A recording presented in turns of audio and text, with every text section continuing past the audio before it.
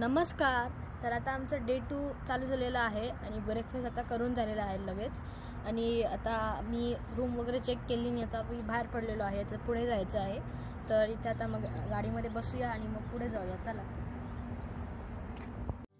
जेव्हा आम्ही इथे रात्री हॉटेलला पोहोचलो तेव्हा बॅटरी उतरली होती आणि आता आम्ही सकाळी उठून हॉटेलमधून चेकआउट करून आता इथे बॅटरी चार्ज करायला आलेलो आहे.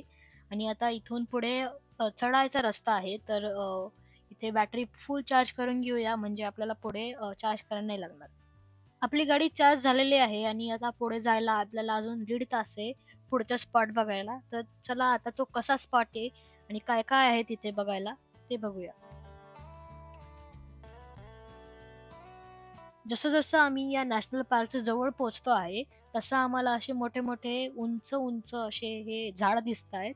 आणि ह्या नॅशनल पार्कची एक ही स्पेशालिटी आहे असे हे उंच झाडं.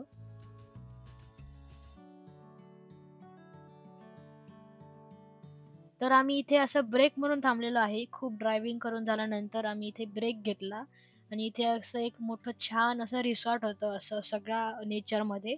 आणि इथे असं ते रिसॉर्ट तुम्हाला मधून दिसतंय.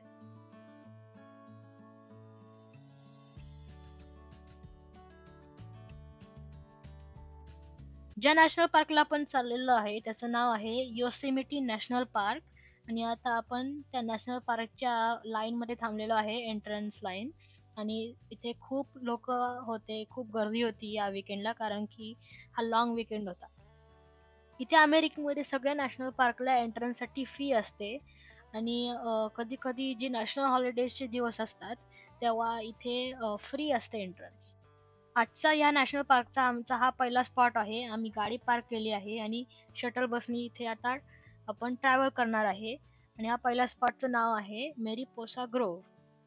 इथे सगळ्या लोकांना फिरायला असे नॅशनल पार्कमध्ये, सगळ्या नॅशनल पार्कमध्ये इथे US मध्ये फ्री शटल असतात म्हणजे आपण आपल्या गाडीच्या बिना असं फिरू शकतो. इथे निसर्ग सुरक्षित राहण्यासाठी आणि एअर पोल्युशन कमी होण्यासाठी असे फ्री शटल या नॅशनल पार्कमध्ये असतात.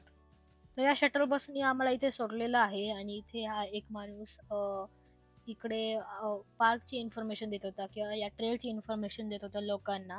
आणि आता आपण पुढे ट्रेलला जाणार आहोत. तर कशी आहे ट्रेल ते बघूया. इथे अमेरिकेमध्ये खूप फॉरेस्ट असतात, जंगल असतात आणि त्याच्यामध्ये खूप लाकडं असतात. तर ते लाकडं ते घर बनवण्यासाठी इथे वापर केला जातो. तर सगळे इकडे अमेरिकेत मधले मोस्टली सगळे घर इथे लाकडाने बनवले जातात. आणि त्याच लाकडाचा वापर करून ते इथे ट्रेल बनवली आहे त्यांनी अशी छान. त्याच्यामध्ये त्यांनी असा फेन्स बनवला आहे आणि बाकडे पण त्यांनी जे बनवले आहे बसायचे ते पण लाकडाचेच होते. हा ट्रेलचा पहिला स्पॉट आहे आणि तुम्हाला दिसत आहे असे खूप मोठे मोठे झाड इथे पडलेले आहे आणि त्यांनी असे हे लोकांना बघायला ठेवलेले आहेत. त्यांचे असे खूप मोठे मोठे असे फोड होते, मूळ होते.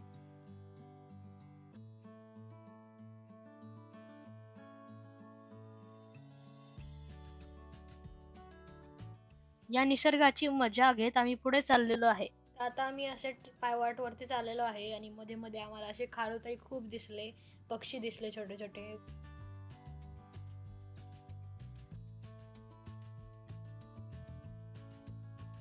तर या स्पॉटला आपल्याला वेगवेगळे उंच उंच मोठे मोठे सिक्वोया ट्रीज बघायला मिळणार आहे. हे असे ट्रीज मोस्टली भारतामध्ये नाही मिळत, इथे अशा अमेरिकेमध्ये बघायला मिळतात असे मोठे मोठे ट्रीज. तर आता आम्ही असं मध्ये आलोय ट्रेलच्या मध्ये एकदम मधोमध.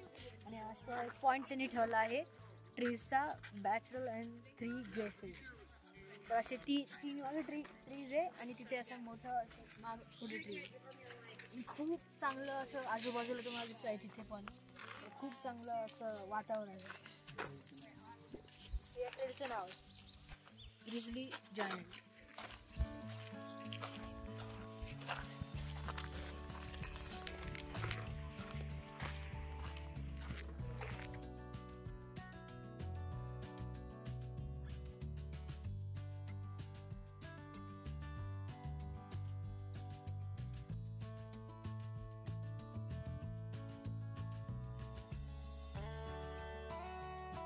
तर हे असं मागे जे दिसतंय ते एक ग्रिझली जायंट ट्री आहे. तुम्हाला दिसत आहे याच्या फांद्या किती मोठ्या मोठ्या आहेत, याचं खोड किती मोठे आहेत आणि याची उंची किती मोठी आहे.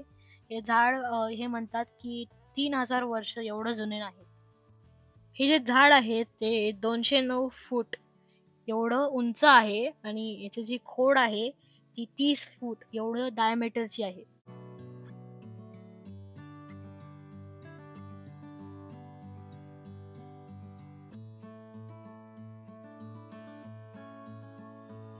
थोडं पुढे गेल्यावर आपल्याला हे असं कॅलिफोर्निया टनल ट्री दिसतं आणि त्या ट्री मध्ये आपण त्याच्या खोडामध्ये आरपार जाऊ शकतो असं तुम्हाला दिसत आहे इथे. अशी खूप स्पेशालिटी आहे, अशी खूप मोठी स्पेशालिटी आहे या ट्रीची. या स्पॉटची पॉप्युलॅरिटी वाढावी म्हणून त्यांनी असं हे झाड असं बनवलेलं आहे. त्याच्यामधून असे पूर्वीच्या काळी अशा गाड्या जात असे, पण आता इथे गाड्या नाही जाऊ शकत कारण की ते असा हा व्ह्यू पॉइंट त्यांनी बनवलेला आहे.